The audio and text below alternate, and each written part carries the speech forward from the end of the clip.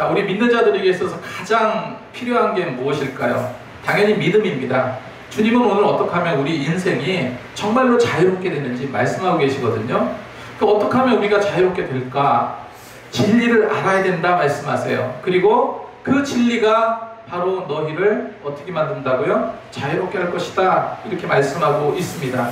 그래서 진리 되신 주님을 믿으면, 그리고 믿고 순종하고 나가면요, 죄와 죽음의 사슬에서 해방될 것이다 라는 메시지를 우리에게 주고 있는 겁니다. 그래서 우리가 가장 필요한 것은 뭐냐? 진리를 아는 거예요.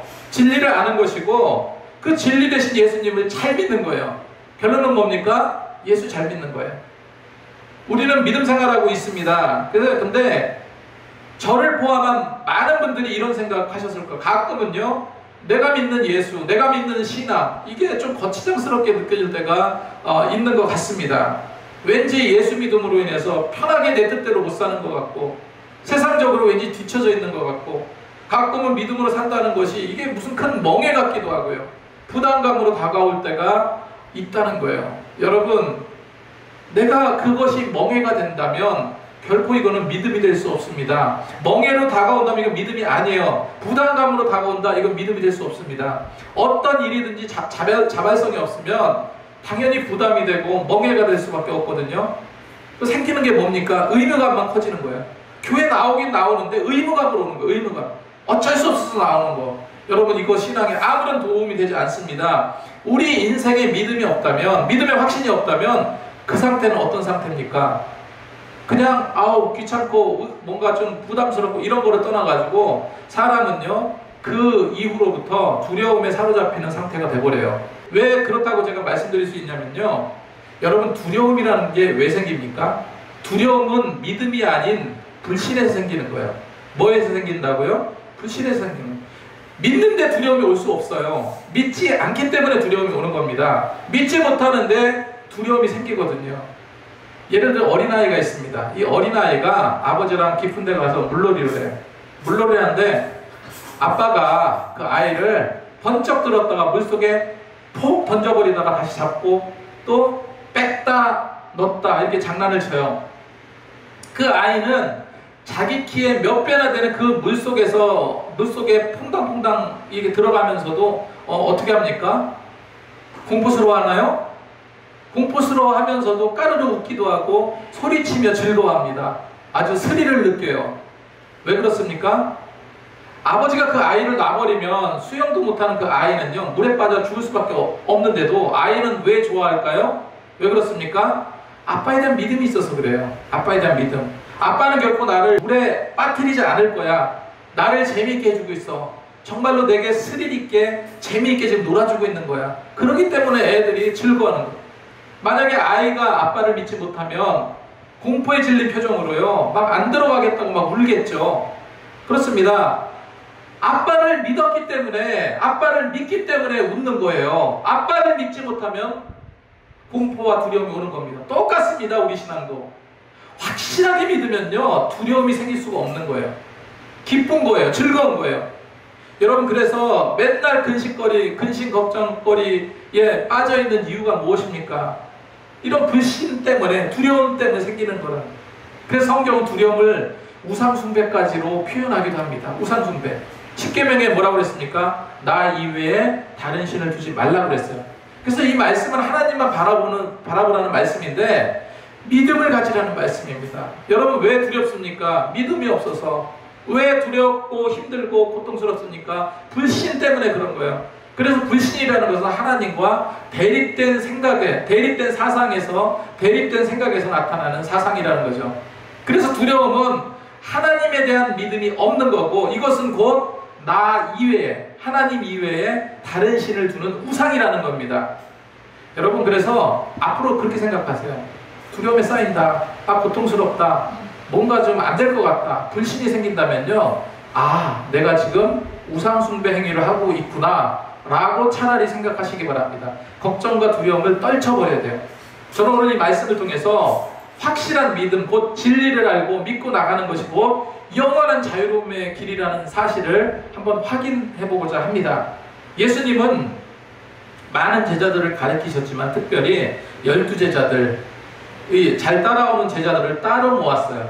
따로 모아서 더 깊이 있는 진리의 말씀을 전하셨습니다. 오늘 이 말씀, 진리가 너희를 자유롭게 하리라, 이 말씀은 정말로 그 소수의 잘 따라오는 제자들에게 하신 말씀이에요. 그렇다면 진리가 뭐냐? 여기서 말하는 진리가 무엇일까? 구약 성경에서 진리는요, 히브리 동사 아만이라는 단어에서 옵니다. 이 명사인 에멧이라는 그 단어인데, 이거는 이 진리라는 건 뭐냐면요, 우주의 중심을 말합니다. 우주의 중심, 전 우주의 중심이 되시는 하나님의 불변성, 하나님의 영원한 본성을 뭐라고요? 진리다, 이렇게 말을 한다는 겁니다. 그리고 구약의 진리는 하나님의 뜻, 하나님의 계명을 뜻하기도 합니다. 자, 신약에 와서 진리는 뭐냐면요, 알레데이아라는 단어를 씁니다. 이거는 예수 그리스도 안에서 구원의 사실을 언급할 때 진리라는 말을 사용해요. 그래서 진리는 더 이상 어떤 사상의 개방성과 그 다음에 비은폐성, 자기 계시성을 가리킨다는 거죠.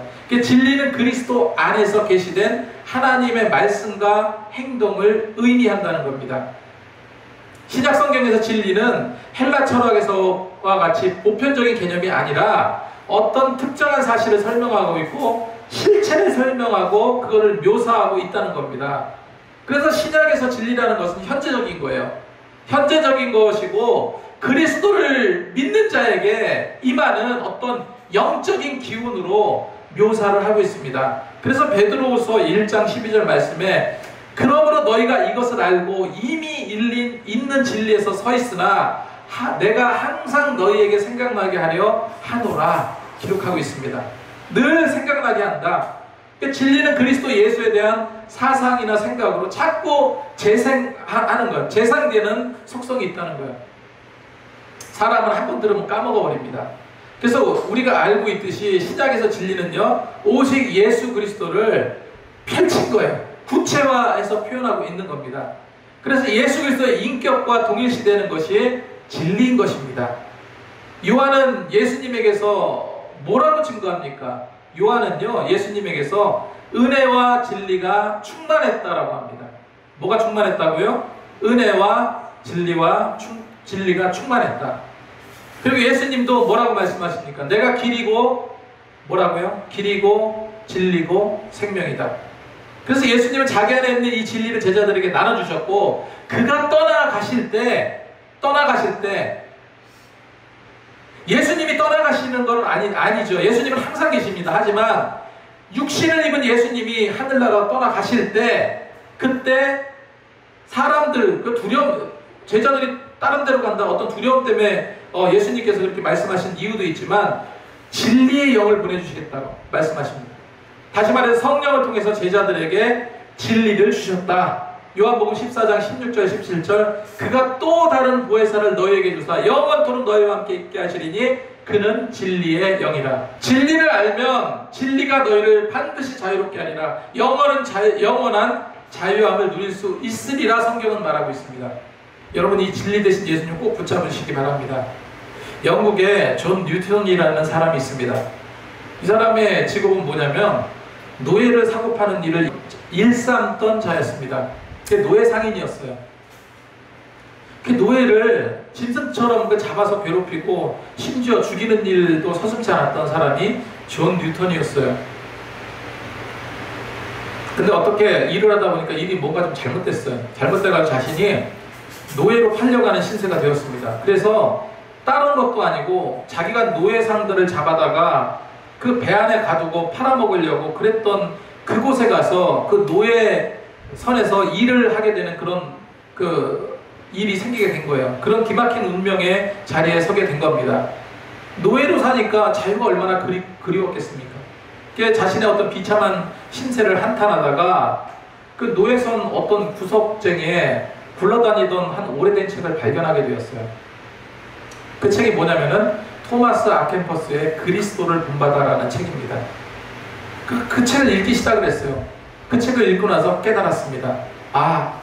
신체적으로 지금 이런 노예와 같은 이 부자유나 환경적인 부자유보다도 정말 더 무서운 게 있구나. 더 무서운 영적 사슬이 있구나. 자신의 영혼을 꽁꽁 묶고 있다는 그 사실을 발견하게 된 거예요. 그래서 그때 예수님을 알게 되고 자신이 얼마나 큰 죄인이라는 것을 깨닫게 됩니다. 그리고 눈물로 회개하며 예수님을 영접함으로 영적인 자유를 얻게 돼요. 그래서 그때 회개하면서 지은 노래가 뭐예요? 어메이징 그레이스입니다. 나 같은 죄인 살리심. 그는 얼마 후에 노예 신분에서 풀려나서 일평생 노예들을 위한 그 사역자가 되어서 진정한 자유를 전해주는 그런 신분이 되었습니다. 존 뉴턴이 노예 신분에서 풀려난 것이 참 자유함이 아니라 예수를 통해서 알게 된 그 진리, 그 진리를 알게 되고 누리게 되는 것, 그리고 완전하고 온전한 영속적인 그 자유, 이것이 정말 참 자유라는 것을 깨닫게 된 겁니다. 여러분, 종교개혁가인 존 칼빈이 자유가 무엇인가에 대해서 이렇게 말합니다. 우리가 마땅히 해야 할 것을 할 수 없고, 우리가 마땅히 하지 말아야 될 것을 하지 않을 수 없는 인간의 의지의 능력이라고 정의를 했어요. 뭐가요? 자유가. 우리에게 이런 자유의 길을 찾을 수 있을까요? 과연 존 뉴턴처럼 영혼의 어떤 자유함을 얻을 수 있겠습니까? 여러분, 말씀드린 대로 진리를 만나면 가능하다는 겁니다. 자, 그러면 어떻게 해야 참 자유자가 우리가 될 수 있을까? 첫 번째로 영적으로 죄에 얽매여 있는 자신의 상태를 깨달아야 됩니다. 오늘 말씀에서 진리를 알지니 진리가 너희를 자유롭게 하리라, 이렇게 말씀하셨어요. 그런데 사람들의 그 얘기를 듣고 사람들이 어떤 반응을 갖고 있습니까? 33절에 보니까 그들이 대답하되 우리가 아브라함의 자손이라 남의 종이 된 적이 없거늘 어찌하여 우리가 자유롭게 되리라 하느냐, 이렇게 말하고 있습니다. 지금 이스라엘 백성들은요, 그 진리가 너희를 자유롭게 한다니까 우리는 자유로운 적이 없었던 적이 없다는 거예요. 남의 종이 된 적이 없다는 겁니다. 예수님 당시에도 로마의 지배를 종처럼 지배를 받고 있던 상태였고요. 그 전에 어떻습니까? 애굽에서, 바벨론에서, 아시리아에서 종이 되어서 포로된 그런 삶을 살고 있었습니다. 그런데 남의 종이 된 적이 없다고 말하고 있어요. 자신은 하나님으로부터 선민으로 아브라함의 계약대로 그 아브라함의 지키는 전통을 지켰다는 의미에서 남의 종이 된 적이 없다라고 이야기하고 있는 겁니다. 그런데 실제로 그렇게 하나님만 섬기지도 않았잖아요. 바알과 아세라, 몰렉 같은 우상을 섬기고 그런 과오도 많았습니다. 여러분, 하나님은 체계 없이 변동하시는 이가 아니고 옛사람에게 약속하신 일대로 일을 하며 이루어 가시면서 택한 백성을 버리시지 않는 분이라는 사실 여러분 기억하시기 바랍니다. 우리가 이런 것을 얽매이지 않고, 영적으로 얽매이지 않고 살아가야 될 줄로 믿습니다. 34절에 예수께서 대답하시되 진실로 진실로 너희에게 이르노니 죄를 범하는 자마다 죄의 종이라 기록하고 있습니다. 우리가 진정한 자유함을 얻지 못하는 자가 어떤 자냐? 죄의 억압을, 죄에 빠져서 매임당하는 그 상태, 이 상태가 자유함을 누리지 못하는 상태라는 거예요. 우리의 지금 믿음 상태를 가만히 보세요. 과거 정말 이스라엘 민족과도 같지 않습니까? 주일날 예배 오긴 하지만, 예배 드리긴 하지만, 때로는 교회 행사 참석하긴 하지만 이 영적인 상태에서 자유함이 없어요. 그리고 늘 머릿속에 있는 건 뭡니까? 무엇을 먹을까? 무엇을 입을까? 육적인 삶에 시달리고 찬양함에도 기쁨이 없고 말씀 들어도 변화가 없고 감격이 없다면 이건 우리가 아직도 죄의 영향력 아래서 자유롭지 못한 상태다라는 겁니다. 더 불행한 것이 무엇입니까? 노예 상태에 있다는 사실조차도 알지 못하는 거예요. 자, 두 번째로 참 진리의 근원 되신 예수님을 영접해야 될 줄로 믿습니다. 우리에게 스스로 자유케 할 힘이 없습니다. 하나님께 의존해야 돼요. 그래서 우리는 의존적인 종교고 타율적인 종교란 말해요. 내가 뭐를 득도해서 해탈에 이르는 종교가 아니라 내가 중심에 선 그런 종교가 아닙니다. 마치 망가진 견인하듯 우리 인생을 예수님께 견인되어서 그렇게 해서 소망 있는 길로 나아가는 인생이에요. 여러분, 주님만이 고장난 우리 인생을 고칠 수가 있습니다. 그래서 우리가 주님께 나가고 고장난 우리 영혼과 육체를 주님께 맡기고 치료받아서 그런 삶으로 나간다면 우리는 내 영혼의 어떤 자유함과 완성된 삶을 누릴 수 있게 되는 겁니다.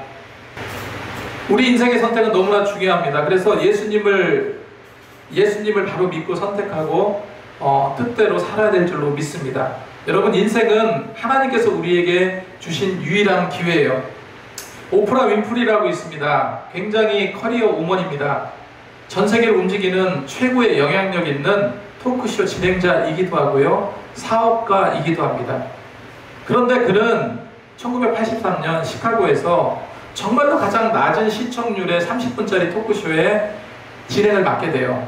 AM 시카고라는 그 프로그램을 맡게 되는데, 바닥에서 맴돌고 있던 이 오프라 윈프리가 그걸 맡으면서 미국의 최고의 토크쇼가 됩니다. 시청률이 굉장히 높아지게 됐어요.